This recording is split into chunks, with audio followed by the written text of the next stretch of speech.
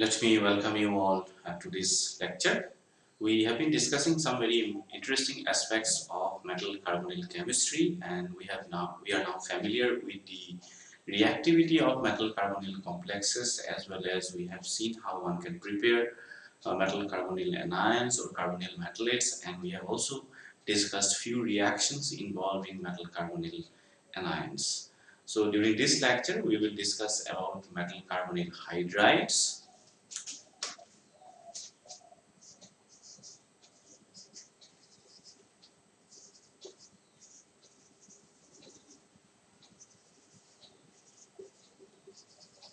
We have already seen a few preparation of metal carbonyl hydrides where one can protonate metal carbonyl anions to obtain the corresponding metal carbonyl hydride complexes. So we'll once again see these reactions. So one can take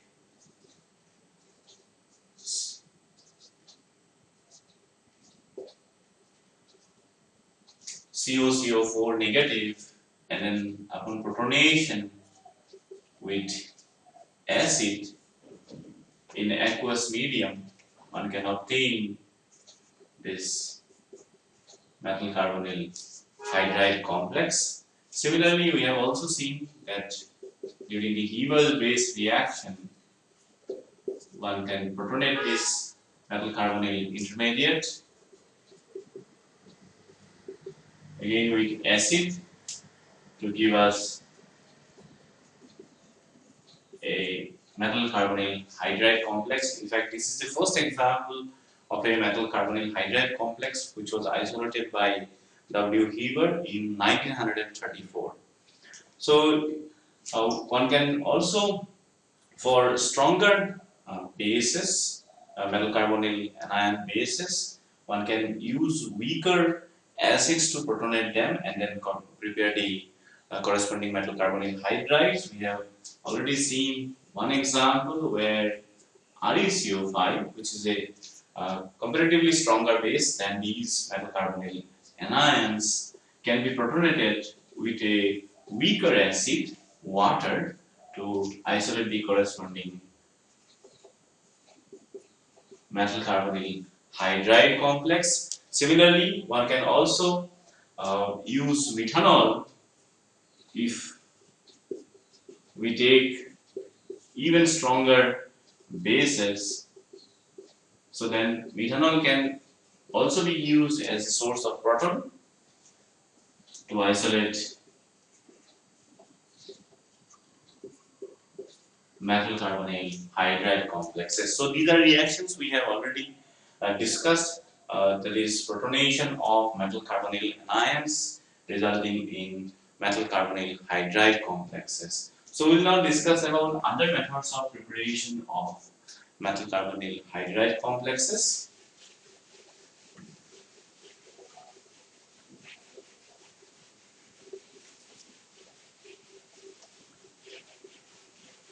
So one can start with the metal carbonyl complexes and then reaction with hydride donors like borohydride will eventually result metal carbonyl hydride complexes. So one can start with say FeCO5, and when reaction with hydride donor like borohydride is carried out, then the hydride ion will go and attack on the the nucleophilic attack of the hydride ion on the carbonyl carbon atom is going to occur here to give us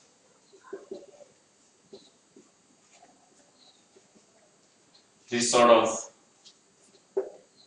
metal carbonyl formyl complex here, and again hydride will go and attack on the metal center, and then elimination of carbonyl ligand is going to take place here to give us this metal carbonyl hydride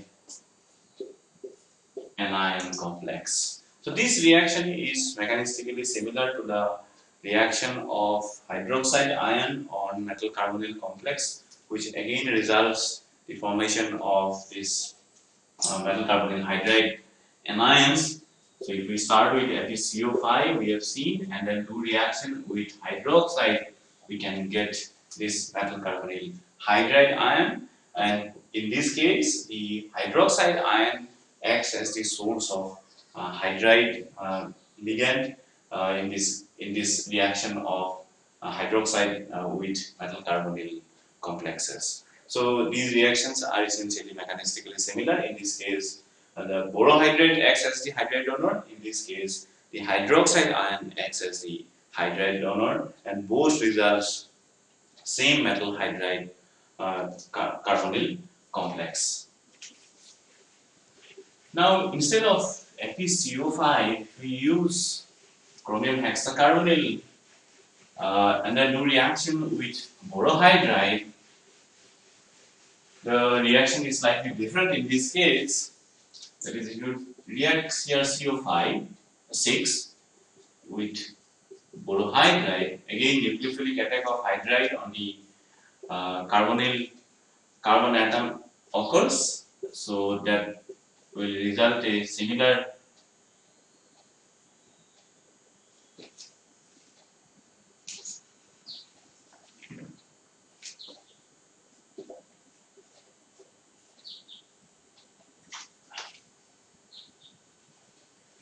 hydrogen, and the whole thing is going to be negatively charged. So from here we will have the intermediate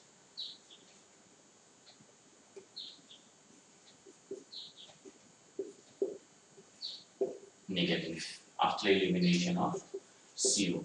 Now these two will react with chromium hexacarbonyl molecule once again.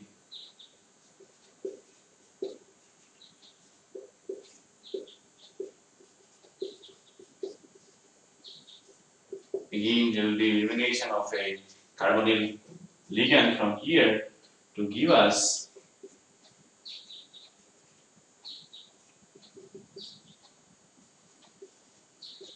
this sort of a metal carbonyl hydride complex, where there is a metal hydrogen metal bridging is there. So hydride ligand in this case acts as a bridging ligand. This is similar to what we see in case of say boron hydride compounds. The hydride, there are bridging hydride ligands in those cases as well. So in this case also the hydride ligand bridge two metal centers, and this is bridging mu2 hydride.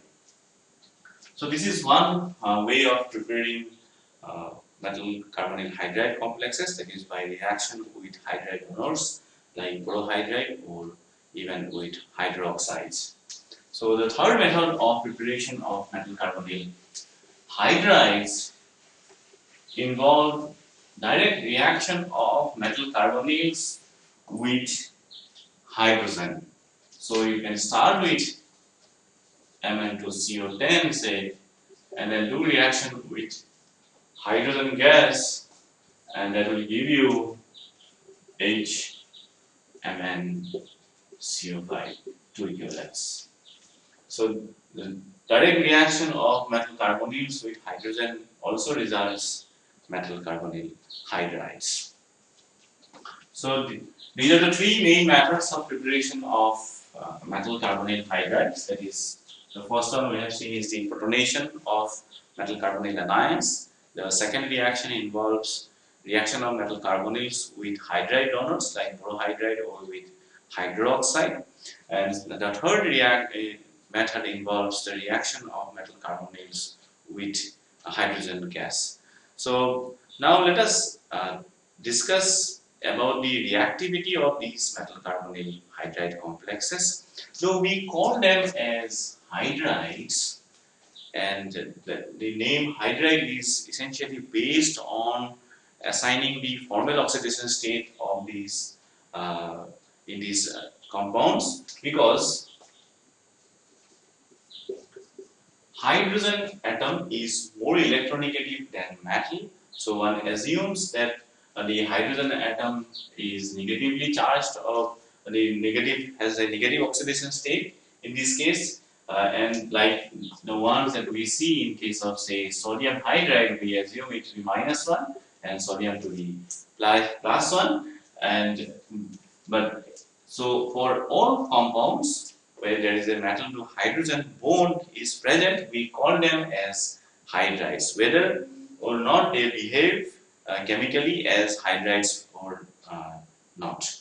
And the property of these metal carbonyl hydrides, or the reactivity of these metal carbonyl hydrides, do not necessarily match with those with conventional metal hydrides like sodium hydride or lithium aluminum hydrides, and they may not act as, and many of these compounds do not act as hydride donors because their properties or reactivities are essentially dependent on the nature of the metal center as well as the nature of the ancillary ligand that is present along with the metal center.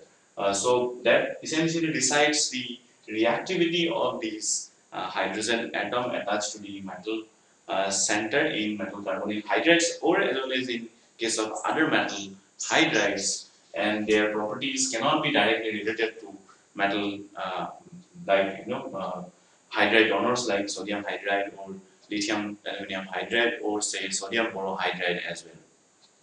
So if you have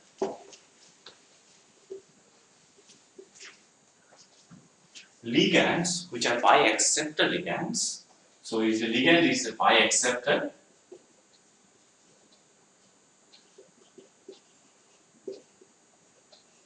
the ancillary ligand, if the ancillary ligand is a pi acceptor ligand, in that case or in those cases, the metal is going to be electron deficient in nature because metal gives electron density to the pi acceptor ligand through by back bonding, and that is why this MH bond is now going to be polarized in such a way that the hydrogen atom acquires a small positive charge while the metal center will try to acquire or the bond will be polarized in such a way that towards the metal the electron density is going to be more, while towards the hydrogen atom the electron density is going to be less, so that it is we can assume that there is a small positive charge on the hydrogen atom. So that is why such metal hydride complexes are going to be the hydrogen atom in such metal hydride complexes are going to be protonic hydrogen atoms, or they are going to be act as source of H plus ion, not H negative ion. But if you have if your ancillary ligand is going to be strong electron donor, so strong electron donor,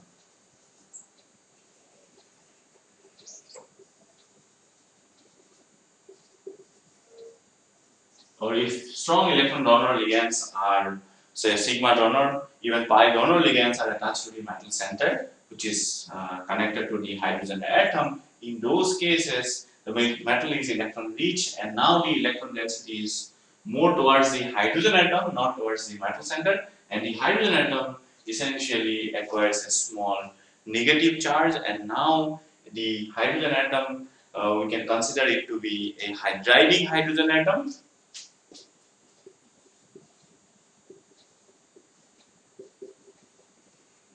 And it will act as this compound will act as a source of hydride ion. So depending upon the nature of these metal center as well as the nature of the ancillary ligand, the metal carbonyl hydrides, or for that matter any metal hydride complex can act as either hydride donor or as proton donor. So we see the physical property or the pKa value of a few metal carbonyl hydride complexes to establish that the behavior of metal carbonyl hydride complexes may change depending upon the metal or as well as the ancillary ligand. So if you take HCO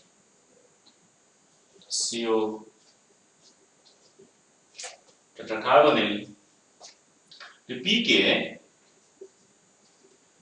of this is equal to 1. So that is strongly acidic compound, and the acidity of this compound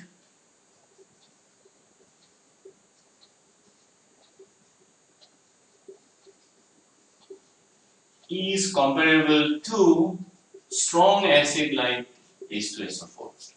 Because the pK is small, it is extremely strongly acidic in nature, and the moment you put HCO4, this metal carbonyl hydride in water, it will dissociate completely to give you H plus ion as well as CO4 negative ion. So it will immediately dissociate into the constituent H plus ion and the constituent metal carbonyl anion, and that is why it is strongly acidic in nature. So again, if you take H2FeCO4, the pK value in this case is 4.7, and the acidity of this compound is comparable to weak acid like acetic acid. Now if you take the anion HFeCO4 negative, the acidity or pK value in this case is 14, and the acidity is now comparable to water. So there is a huge difference in the dissociation constant of the two hydrogen atoms in this compound, that is H2FeCO4, because for one particular proton we see the pK value is 4.7, and for the other one it is equal to 14, and this particular observation essentially suggests us that both the hydrogen atoms in this compound are attached to the same atom, that is the iron center, and that is why there is a difference in the pK values, or there is such a huge difference in pK value of these hydrogen atoms. So then the last metal carbonyl hydride,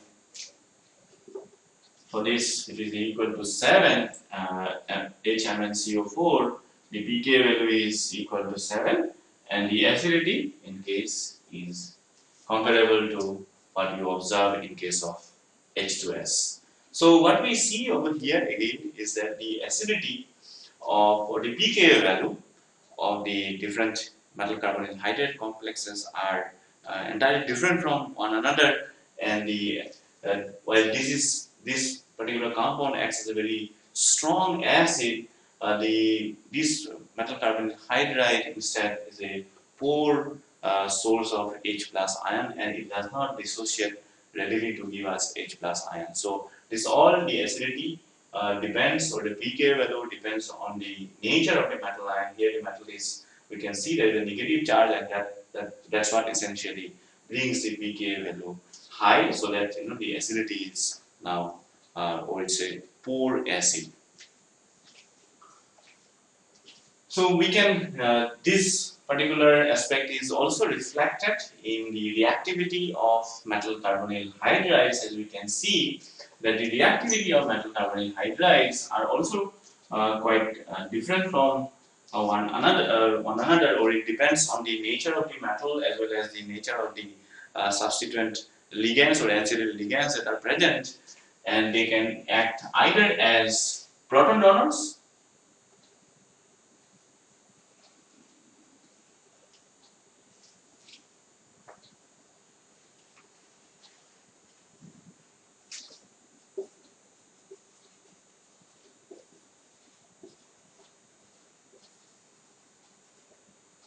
so that is, if you take this metal carbonyl hydride, it acts as a strong proton donor because it's strongly acidic in nature, and it will immediately undergo dissociation in water. We have already spoken about it, so to give us hydronium ion and the corresponding metal carbonyl anion.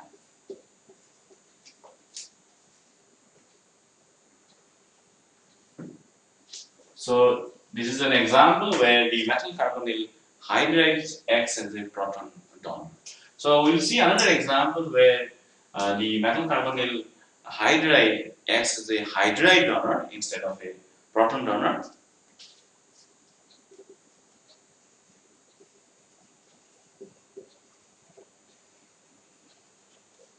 That is, if you take now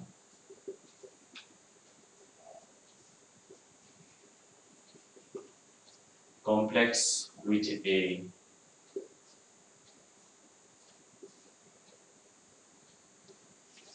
strong sigma donor, it is a Cp complex of Cp, there is a Cp ligand in this metal carbonyl hydride. So this can now, upon reaction with HCl, give us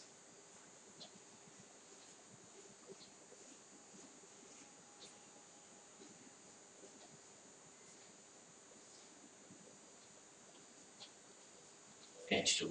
So the reaction in this case, the metal carbonyl hydride acts as a hydride donor, and the hydride ion essentially reacts with the H plus from HCl to form the H2 molecule in this case, while the chloride will come and replace the hydride to form this metal carbonyl halide complex. So in this case, as we see, because of the presence of the Cp ligand, which is a strong sigma donor ligand, essentially makes this hydrogen atom hydridic in nature, and that is why this complex acts as a hydride donor and not as a proton donor, and it reacts with HCl to give us the H2 molecule, which is essentially formed by the H negative from the metal carbonyl hydride and the H positive from the HCl. So we see that depending upon the acidity or depending upon the nature of the metal as well as nature of the ligand, the hydrogen atoms attached to metal carbonyl hydride in metal carbonyl hydrides essentially may act as proton donor as well as hydride donor.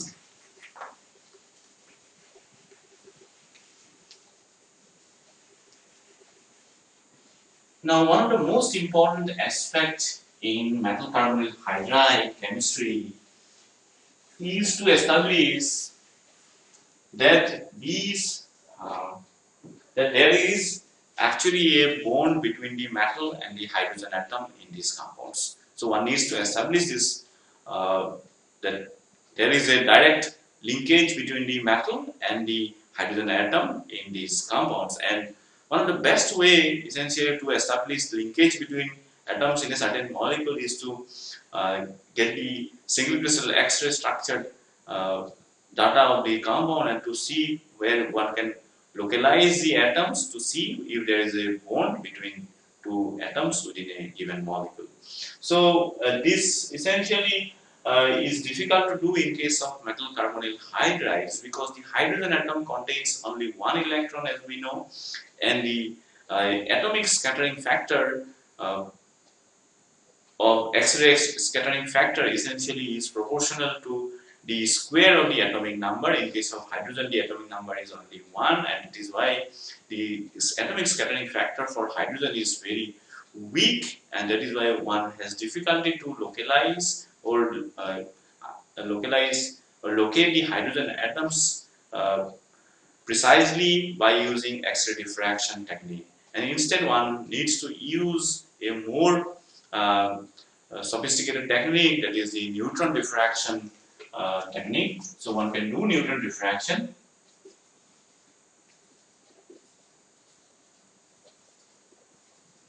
to establish that there is a metal to hydrogen bond, or to see the structure of metal carbonyl hydrides, or to localize the hydrogen atom in these metal carbonyl hydride compounds. And one of the compounds that has been for which structure has been already obtained is this manganese carbonyl hydride complex, and the metal to hydrogen bond in this case you found to be equal to 160 picometer. And typically in metal carbonyl hydride complexes, the metal hydrogen bond lies somewhere between 150 to 170 picometer. Also, the energy of these bonds metal to hydrogen bonds lies somewhere near 250 kilojoule per mole, which essentially tells us that these metal to hydrogen bonds are pretty strong bonds, if not as strong as the metal to carbonyl bonds, but their stability is pretty high. So, if you have a bridging metal carbonyl complex, bridging metal carbonyl hydride complex, where there is a hydride bridge is present. The one they say, for example, the chromium complex that we discussed.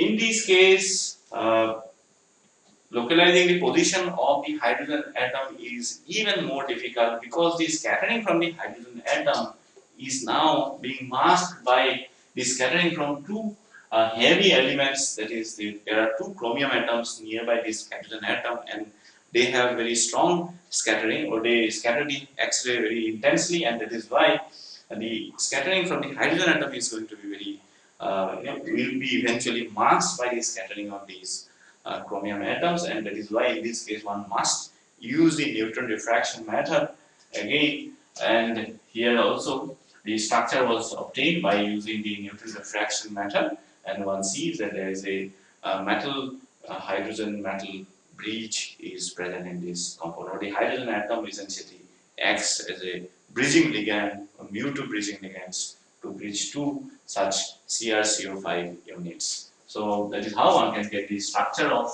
metal carbonyl hydride complexes by using the neutron diffraction method, and thereby establish that there are metal to hydrogen linkages are present in these compounds. Now there are some other characterization techniques to essentially establish that there is a metal to hydrogen linkage is present in these metal carbonyl hydride complexes. One of these is the NMR method. NMR, that is proton NMR, is very useful in determining whether there is a metal to hydrogen linkage is present or absent, because the image, the hydrogen atoms attached to the metals are largely upfilled in case of upfilled, and that is they appear, the chemical sheaves appear somewhere between 0 to minus 60 ppm. So 0 to minus 60 ppm. Now we know that conventional organic compounds, the hydrogen atoms in these compounds resonate somewhere between 0 to say plus 12 ppm.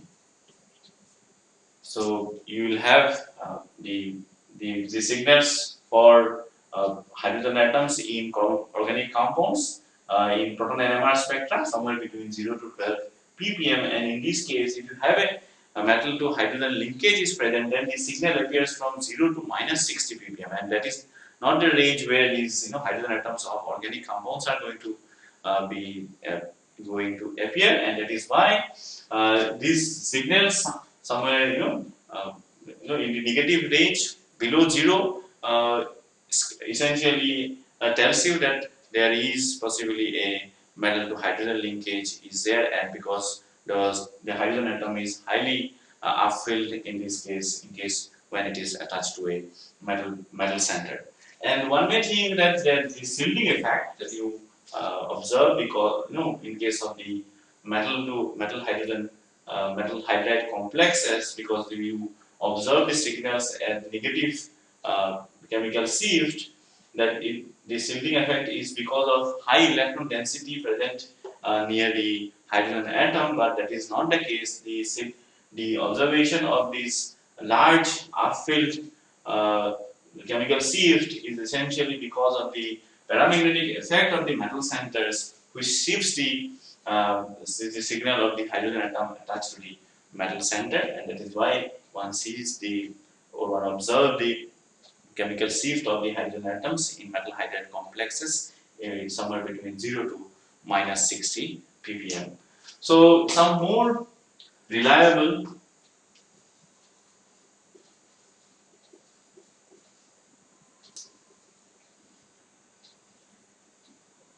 evidence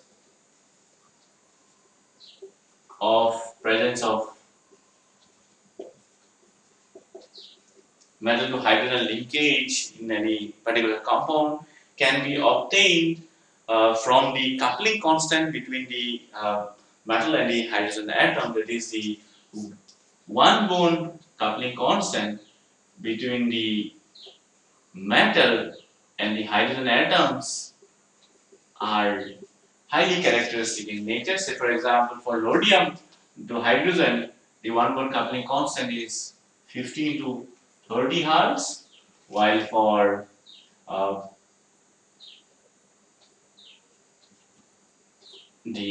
tungsten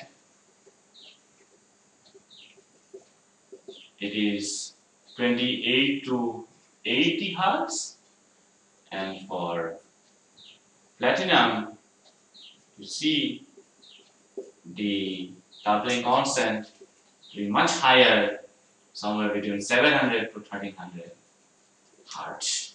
So what we see is that the coupling constant can also be highly specific in telling us that the kind of metal hydrogen linkage that is present within the compound, because the coupling constant for one bond coupling between a metal and then hydrogen atom for different metals are completely different from one another, and that is how one can tell that the hydrogen atom is essentially bound to which particular metal in a polynuclear compound. So we will now also see we have already discussed that the hydrogen atoms attached to metal centers in metal carbonyl hydrides essentially appears in negative chemical shift. So let us see for these compounds where does this the proton NMR signal for the hydrogen atoms attached to the metal center appear at. So that is delta ppm for the hydrogen atom.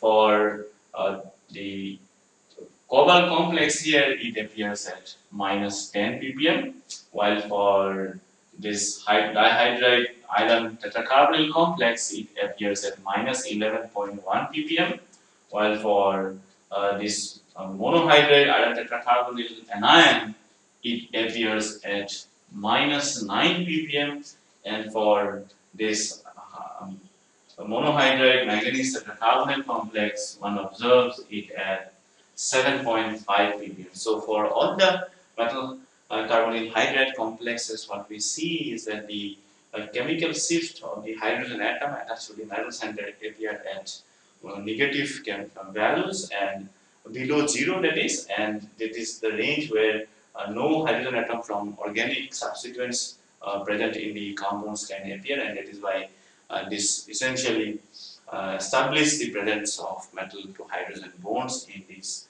compounds.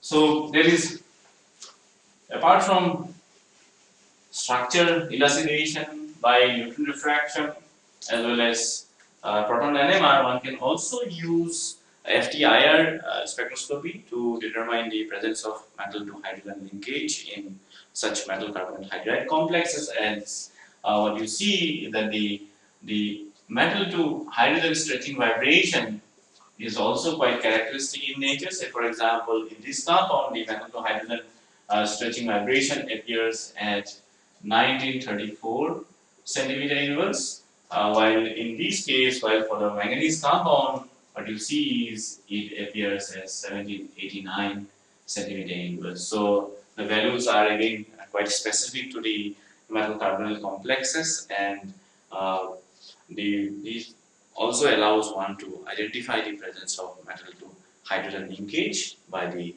by looking at the IR spectrum of these metal carbonyl hydride complexes. So this essentially brings us to the end of this lecture.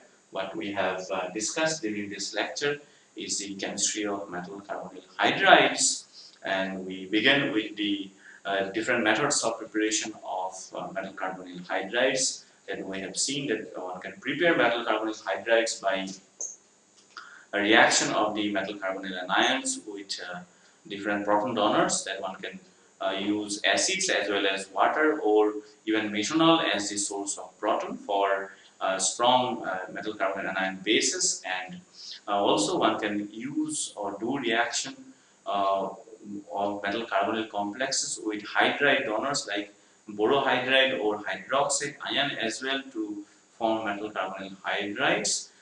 Similarly, also one can do the reaction of metal carbonyl complexes with hydrogen gas to form metal carbonyl hydride complexes.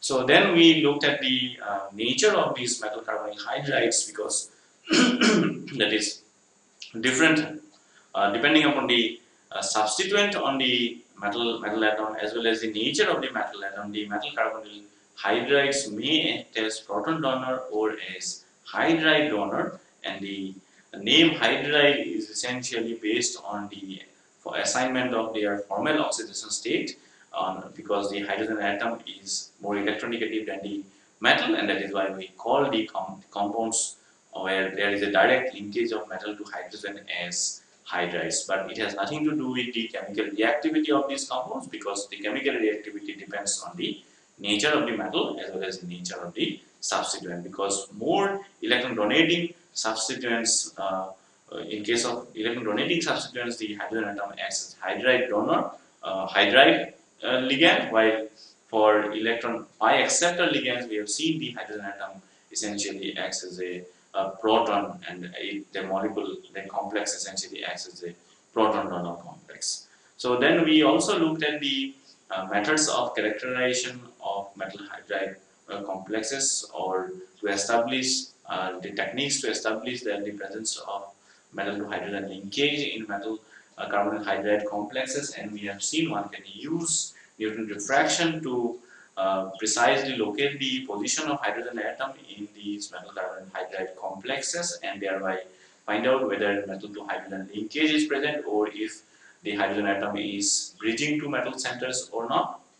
At the same time, we have seen one can use the proton NMR spectroscopy to determine the presence of metal to hydrogen linkage in these compounds. That is because the hydrogen atoms attached to metal centers essentially resonate at much lower chemical shift, that is far below zero, and we have seen some examples where the hydrogen, the proton NMR signal for these hydrogen atoms appear as at a negative chemical shift between -10 to say -7.5 ppm for all of these metal carbonyl hydride complexes. And we have also seen how one can use the metal to hydrogen coupling constant as characteristic technique to identify the presence of different metal carbonyl hydride linkages in metal carbonyl hydride complexes. And we have also seen that one can use the metal to hydrogen stretching hydrogen bond stretching frequency as well as a characteristic tool to identify the presence of metal hydride linkage in these compounds. So with this, let me conclude this lecture. I thank you for being with me during this lecture.